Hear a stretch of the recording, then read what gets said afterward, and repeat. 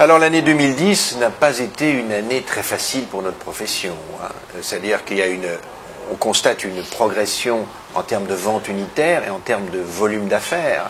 Mais cette progression, elle est chiffrée pour la totalité du marché autour de 23%.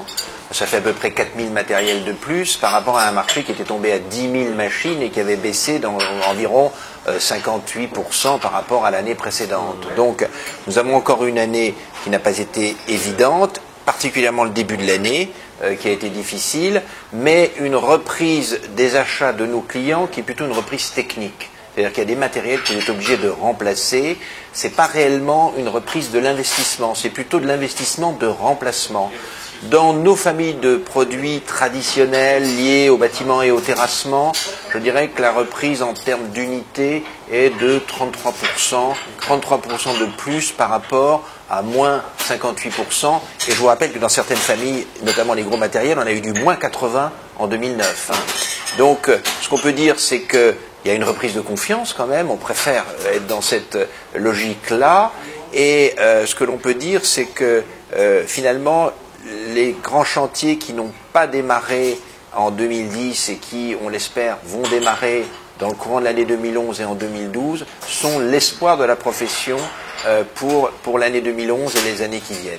Quelles sont les familles de produits qui ont le plus évolué en 2010 et vos prévisions pour 2011? Alors sur cette reprise technique, c'est lié essentiellement au fait à la clientèle.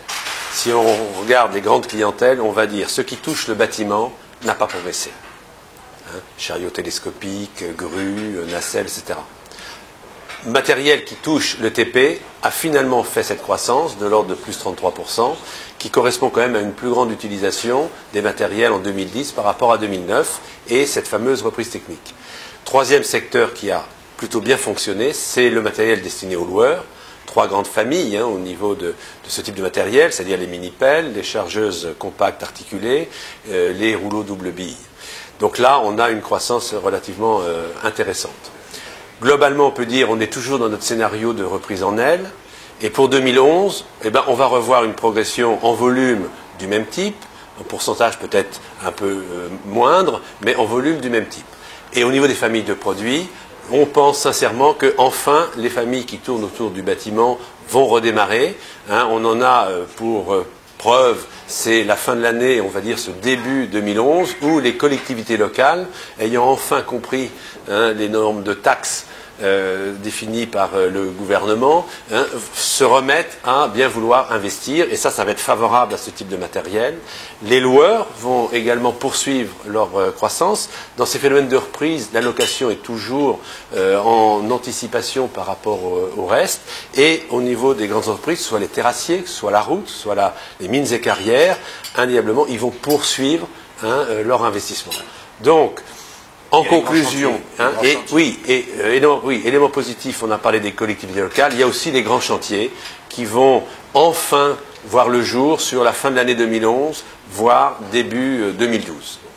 On peut dire en conclusion que l'année 2011, dans tous les secteurs d'activité et dans tout type de produits, sera supérieure à 2010, mais ça sera peut-être une année plus difficile.